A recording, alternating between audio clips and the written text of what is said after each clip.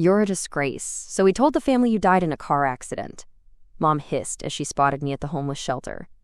"Don't dare show up to the reunion." I did not argue.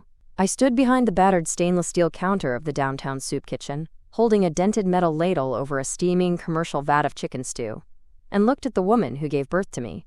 My mother wore a cashmere coat and gripped a designer leather handbag against her chest, her posture rigid, treating the ambient air of the facility as a biological threat.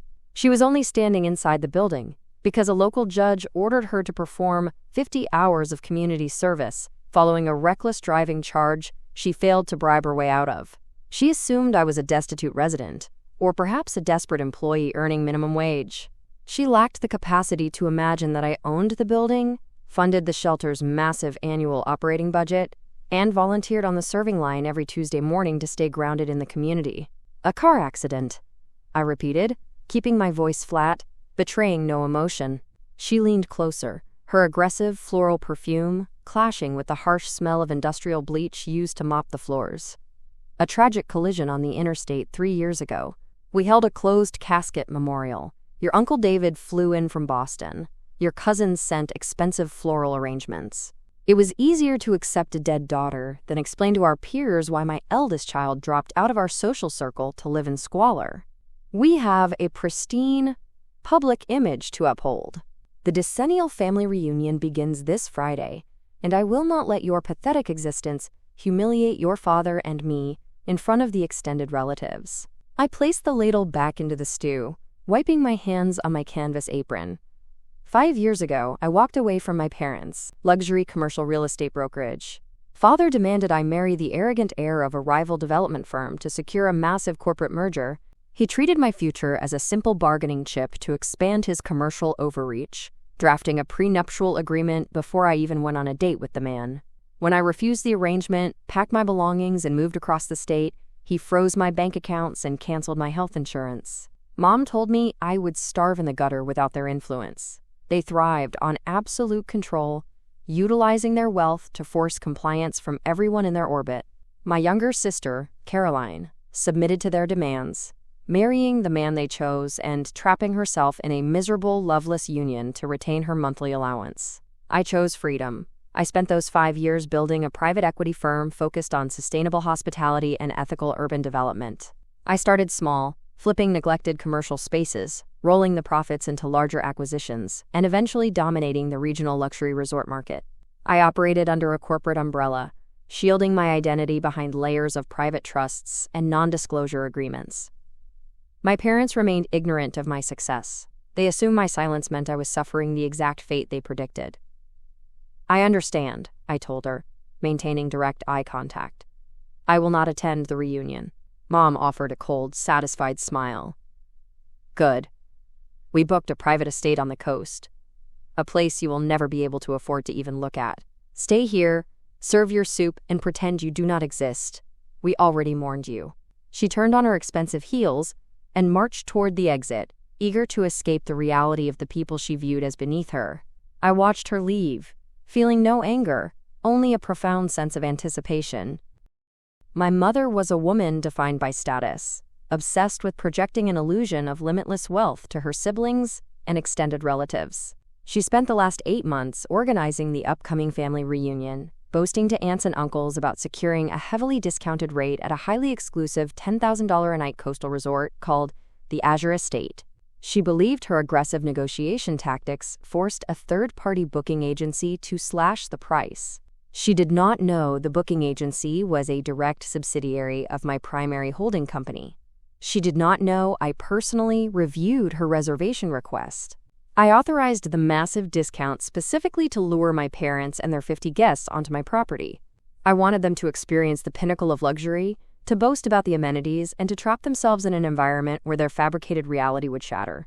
I finished my shift at the shelter, drove back to my corporate office, and reviewed the final preparations with my general manager, a sharp, unyielding professional named Davis. We sat at the long conference table, going over the guest list, the dining menus, and the scheduled events my parents demanded. Mother sent dozens of emails over the past month, treating the resort staff like indentured servants, issuing absurd demands regarding the exact temperature of the welcome champagne and the specific floral arrangements required for the main dining hall. Davis handled her hostility with flawless professionalism, ensuring every detail met her exacting standards without revealing our actual intent. The final group of relatives arrives at 3 o'clock on Friday, Davis reported, placing the finalized manifest on my desk. Your parents requested a formal welcome reception in the grand ballroom at 5. They want a podium and microphone set up so your father can deliver an opening address to the family. Give them everything they asked for, I instructed, signing the final authorization forms. Ensure the audio equipment functions perfectly. I want every person in that room to hear exactly what happens next. Friday afternoon arrived, bringing a fleet of luxury rental cars up the winding coastal drive to the Azure estate. I sat in the security control room on the top floor, watching the live feeds from the discreet cameras mounted around the sprawling property. My aunts, uncles, and cousins spilled out of their vehicles, gazing in awe at the massive oceanfront compound, the pristine gardens, and the towering glass architecture overlooking the sea. Mother and father stood by the main entrance doors, playing the role of benevolent hosts, soaking in the admiration and envy of their relatives. They guided the family into the resort lobby, boasting about the exclusive access they secured. Through the audio feed, I heard them accept condolences from an elderly aunt about my tragic passing, shaking their heads with performed sorrow and dabbing their eyes with linen handkerchiefs. The trap was primed. I stood up from the monitor, adjusted the lapels of my suit, and prepared to resurrect myself. At precisely 5 o'clock, I descended the private staff elevator to the ground floor, standing quietly in the shadowy corridor just outside the grand ballroom. The doors remained slightly ajar, allowing me a clear line of sight into the massive, sunlit space. The room was breathtaking, featuring floor-to-ceiling windows overlooking the crashing waves of the Pacific, crystal chandeliers reflecting the late afternoon light, and 50 of my relatives gathered around high-top tables draped in white silk. Waiters circulated through the crowd, carrying silver trays of expensive hors d'oeuvre and vintage champagne. Father stood at the front of the room near the podium, looking incredibly smug in a custom tuxedo, tapping the microphone to gather the family's attention. The room quieted down, the relatives turning their focus toward the man who funded this lavish weekend. "Welcome, family," he began, his voice booming through the high-end audio system, dripping with manufactured humility. "It fills my heart with joy to see all of you gathered here at the Azure estate. Securing this venue was a significant financial undertaking, but my wife and I believe that family deserves the absolute best. We wanted to provide a sanctuary where we could celebrate our shared heritage, honor our successes, and remember those we lost." He paused, lowering his head in a practiced display of grief. Mother stood nearby, placing a dramatic hand over her heart. "We especially want to dedicate this weekend to the memory of our beloved daughter. Her tragic accident 3 years ago left an unfillable void in our home. We miss her bright spirit every single day. We take comfort knowing she is looking down on us right now, smiling at our unity." Several aunts murmured in sympathy, and a cousin raised his champagne flute in a silent toast to the dead. The sheer audacity of the lie was breathtaking. They stood in a room filled with people who trusted them, leveraging my fabricated death to farm sympathy and elevate their social standing as resilient, tragic figures. Father cleared his throat, shifting seamlessly back into his arrogant persona. "But tonight is for celebration. We have full, exclusive access to this magnificent property. The staff is at our complete disposal. I expect everyone to eat, drink, and enjoy the luxury we provided." Before we opened the buffet, the general manager of the resort asked for a brief moment to welcome us on behalf of the ownership group. Father stepped aside, clapping politely as Davis walked up to the podium. Davis looked sharp, projecting an aura of total authority that commanded the room's immediate respect. He adjusted the microphone, looking out over the crowd of wealthy, expectant relatives. "Thank you, sir," he said, his voice calm and professional. "On behalf of the entire staff at the Azure estate, we are honored to host your reunion. We take great pride in our hospitality, ensuring that every guest experiences the highest standard of luxury. However, this weekend is quite unique. We rarely host an event where the ownership group is directly connected to the guests." The crowd murmured, exchanging confused glances. Father frowned, stepping slightly forward, clearly agitated by the deviation from his script. "Excuse me?" Father interrupted. What ownership group? I booked this through a private agency. I am the primary financier of this event. Davis ignored Father completely, his gaze fixed on the center of the room. Welcome to our private estate, Davis announced, his voice echoing loudly through the ballroom. Our employer is thrilled to have you here today. In fact, she requested the opportunity to welcome you personally. Ladies and gentlemen, the owner and CEO of the holding company that built this resort. Davis gestured toward the mahogany doors. I stepped out of the shadows, walking through the open doors and into the brilliant sunlight pouring through the windows. The reaction was instantaneous and chaotic. A collective gasp rippled through the crowd. An aunt near the front table dropped her crystal champagne flute, the glass shattering loudly against the polished marble floor. My cousin grabbed his wife's arm, staring at me as if a ghost had just materialized from thin air. Mother's face drained of all color, transforming into a mask of pure, ghostly white panic. She physically staggered backward, her mouth opening and closing without producing a sound. Father froze entirely, his eyes bulging, his confident posture collapsing into sudden, profound terror. I did not rush. I walked at a steady, unhurried pace across the room, feeling the absolute weight of their shock. I reached the podium, and Davis stepped down, handing me the microphone. I looked out at the 50 faces staring back at me in total disbelief. Good evening, I said, my voice steady and clear. I apologize for missing the opening toast.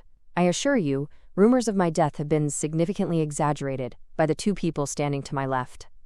A suffocating silence descended over the ballroom. Nobody moved.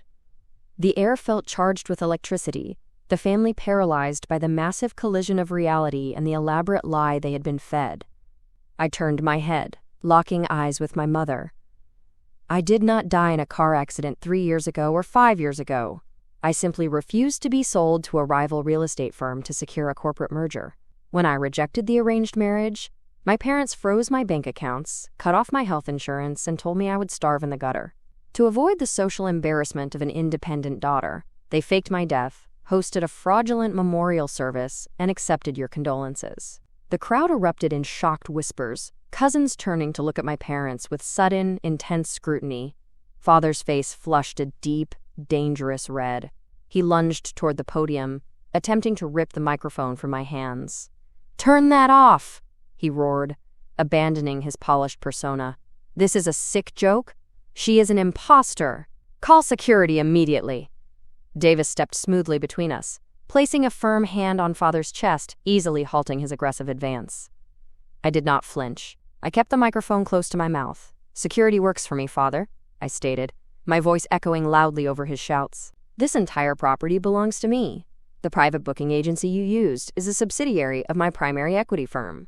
You did not secure a heavily discounted rate due to your brilliant negotiation tactics. I authorized the discount to lure you onto my property, ensuring the entire family gathered in one room to witness the reality of your fraud." I pulled a thick folder from the inside pocket of my blazer and dropped it onto the podium. "I own the resort you are currently standing in.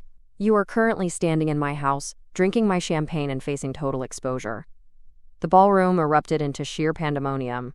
Aunts and uncles who had wept for my fabricated demise now began aggressively shouting at my parents, demanding immediate explanations for the grotesque lie they had maintained for 3 years. Uncle David, who had flown across the country to attend the fake memorial service, stepped forward, his face contorted in absolute fury. He pointed a trembling finger at my father, demanding to know how they could stage a closed-casket funeral and accept thousands of dollars in sympathy donations from the extended family. Mother shrank back against the wall, her hands covering her face, attempting to hide from the brutal exposure of her sociopathic vanity. Father, cornered and entirely stripped of his unearned authority, completely lost control of his temper. He shoved past his own brother and charged toward me again, screaming obscenities, desperately trying to salvage his shattered reputation through sheer intimidation. Davis did not issue a warning. He signaled the 2 massive security guards stationed by the entrance doors, who immediately moved in, grabbing Father by the arms and physically restraining him. "Take your hands off me," he bellowed, struggling violently against the guards. "I am a respected developer. I will ruin this entire resort. I will sue you for everything you own. I picked up the thick folder from the podium, opened it, and extracted a single sheet of authenticated legal paper. I held it up for the entire room to see. "You cannot sue me, Father, because you no longer possess the financial resources to hire an attorney," I announced, my voice cutting through his chaotic yelling. "You spent the last 5 years leveraging your commercial brokerage to maintain the illusion of wealth, securing massive, high-interest loans against your own properties to fund your country club memberships, luxury vehicles, and fraudulent social events. 6 months ago, your primary lender began looking to offload your toxic debt. My private equity firm purchased your massive loan portfolio for pennies on the dollar. We officially called the loans due yesterday morning." He stopped struggling, the blood rapidly draining from his face as the sheer magnitude of the financial trap snapped shut around him. He stared at the document in my hand, recognizing the official letterhead of the commercial bank he owed millions to. "You defaulted on the loans the moment you failed to transfer the demanded capital," I continued, closing the folder. "As the primary debt holder, my firm initiated the foreclosure process on your entire commercial unit, including the corporate office building you operate out of and the primary residential estate you currently live in. You are entirely bankrupt. Your reputation is permanently destroyed in front of the exact people you spent your life trying to impress. You declared me dead to protect your social standing, so I simply decided to bury your empire." The silence returned to the ballroom, heavier and colder than before. The extended family, realizing the absolute, undeniable truth of the situation, physically backed away from my parents, creating a wide circle of isolation around them. The wealthy relatives they so desperately courted looked at them with profound, unvarnished disgust, recognizing them not as successful titans of industry, but as pathetic, fraudulent criminals who faked a child's death to hide a bruised ego. My sister Caroline, standing near the back of the room next to her arrogant, controlling husband, stared at me with wide, terrified eyes. She had chosen compliance over freedom, trading her autonomy for the illusion of financial security provided by my parents. Now, watching the total collapse of their power, she realized her entire life was built on a fragile, rotting foundation that I had just completely dismantled. The Azure estate will remain fully operational for the remainder of the weekend for any guests who wish to stay, I announced to the crowd, returning the microphone to the stand. The food, the drinks, and the accommodations are entirely complimentary for the family. However, the 2 people responsible for this reunion are no longer welcome on my property. I turned to Davis, nodding once. "Escort them off the estate immediately. Ensure they are removed from the grounds before the dinner service begins." The security guards tightened their grip on Father's arms and physically dragged him toward the doors. He did not yell this time. He simply stared at me with hollow, defeated eyes, completely broken by the realization that the daughter he attempted to erase from existence had just effortlessly orchestrated his total ruin. Mother followed behind him, weeping loudly, entirely ignored by the relatives who refused to offer her a single word of comfort or defense. I watched them disappear down the hallway, severing the final emotional tether connecting me to the people who raised me. I did not feel a rush of triumphant joy, nor did I feel any lingering sadness for their fate. I felt entirely clean, standing in the center of the massive empire I built with my own hands, surrounded by the wreckage of their arrogance. I nodded politely to my extended family, turned my back on the ballroom, and walked back to the private staff elevator, completely satisfied in the knowledge that they would spend the rest of their miserable lives remembering the exact day the dead daughter came back to settle the final account.